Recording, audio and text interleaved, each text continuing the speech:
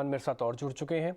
सनी अग्रवाल हैं जिनसे हम बातचीत करेंगे फंडामेंटल तौर पर। मेरे साथ राजेश पालविया हैं और साथ ही मितेश पंचाल हैं। इन तीनों मेहमानों को हम अपने साथ जोड़ रहे हैं और फटाफट से अब मार्केट की जरा चर्चा को आगे बढ़ाते हैं क्योंकि आज का सेशन काफ़ी वॉलेटाइल है। राजेश सर, पहले आपसे शुरुआत करते हैं। आप मेरे को जरा अपनी ट्रेडिंग कॉल्स पहले बताइए और जरा स्पीड से बताइए, फिर बहुत सारा पूछना है आपसे आज।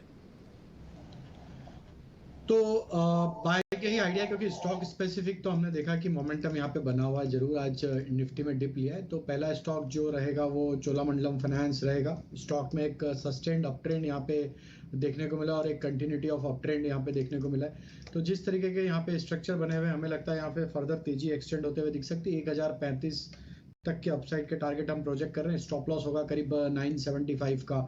जो दूसरा स्टॉक बाय करना है वो है कैश सेगमेंट में से, और उसमें हमें नौसिल यहाँ पे काफी पसंद आ रहा है। मंथली सेटअप पे देखेंगे तो एक फॉलिंग चैनल का ब्रेकआउट यहाँ पे होते हुए दिख रहा है, और जिस तरीके से डेली वीकली टाइम फ्रेम पे स्टॉक में एक स्ट्रेंथ यहाँ पे बनते हुए दिखी है, हमें लगता है नौसिल यहाँ पे बाय किया जा सकता है। 245 तक के अपसाइड शॉर्ट टर्म में आते हुए दिख सकती है। स्टॉप लॉस होगा 227 का। और तीसरा स्टॉक जो बाय करना है वो है मेट्रोपोलिस का। काफी बड़े अंडर परफॉर्मेंस के बाद स्टॉक में एक कंसोलिडेशन एक्टिविटी यहाँ पे ओवर होते हुए दिख रही है। स्टॉक ने एक बेस बनाया लोअर साइड पे 1200 के आसपास, और अब जिस तरीके से प्राइस एक्शन यहाँ पे बनते हुए दिख रहा है, हमें लगता है मेट्रोपोलिस में यहाँ पे एक अच्छा मोमेंटम कंटिन्यू होते हुए दिखेगा। नैरो रेंज के कंसोलिडेशन का ब्रेकआउट यहाँ पे आते हुए दिख रहा है। 1330 1340 तक के अपसाइड हमें लगता है आते हुए दिख सकती है। 1255 के स्टॉप लॉस से बाय किया जा सकता है। कॉल बाय कॉल किया, मैं ये भी गेस कर सकता हूँ कि आप अभी भी मार्केट पे बुलिश हैं क्योंकि आपकी कॉल्स काफ़ी हद तक बाय मिल रही हैं। मेट्रोपॉलिसीज, नोसिल, चोला इन्वेस्टमेंट, तीनों के तीनों शेयर हमने दिखा दिए। लगा दीजिए इन पे ठप्पा, और राजेश सर की अनुमति भी है कि हाँ इस शेयर पे खरीदा जा सकता है। मितेश, शुक्रिया पहले तो समझ देने के लिए। आपकी तरफ से शेयर्स, आपकी कॉल्स कौन सी हैं? गुड आफ्टरनून डिग्बी जी। दो सेक्टर उभर के आए हैं ये वीक में। पहले तो रियलिटी सेक्टर, हमें लग रहा है कि रियलिटी सेक्टर में एक बहुत ही बड़ी तेजी अनफोल्ड होगी गोइंग फॉरवर्ड। तो with in the reality sector 3 stock है जिसमें बहुत ही स्ट्रॉन्ग मोमेंटम बना हुआ है और अगले 6 या 9 महीने में बहुत ही बड़ी तेजी आने की संभावना है। पहला है ओबेरॉय रियलिटी।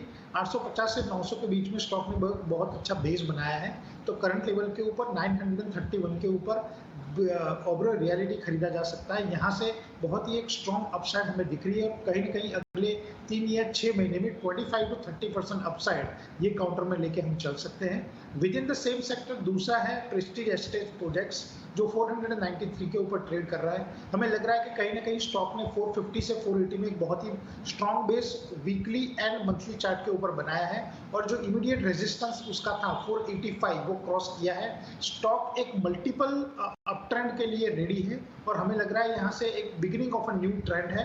तो प्रेस्टीज एस्टेट प्रोजेक्ट्स भी 493 के ऊपर खरीदा जा सकता है। यहाँ पे हम लोग पहला टारगेट 550-600 का रख सकते हैं। और third in the same sector जो स्टॉक है वो है ब्रिगेड एंटरप्राइज लिमिटेड, जो 531 पे है। सिमिलर चार्ट पैटर्न है, बहुत ही स्ट्रॉन्ग अपसाइड मोमेंटम ये स्टॉक में अगले 3 से 6 महीने में आने की संभावना है, और हम कहीं ना कहीं 650 to 700 का टारगेट इसमें लेके चल सकते हैं। तो पहला जो सेक्टर है डीपीजी वो है रियलिटी सेक्टर। बहुत ही स्ट्रॉन्ग बेस ये तीनों स्टॉक्स में बना है और beginning of a new trend है, पहली बात। दूसरा जो सेक्टर सरफेस के ऊपर आया है वो है ब्रोकिंग इंडस्ट्री का, और उसमें सबसे पहला जो स्टॉक क्वालिफाई हुआ है वो है एडिलवाइस फाइनेंशियल सर्विसेज। बहुत ही लंबी अवधि के लिए ये स्टॉक ने अंडर परफॉर्म किया है, और अभी गोइंग फॉरवर्ड ये स्टॉक एक बहुत ही बड़ी तेजी के लिए रेडी हो रहा है।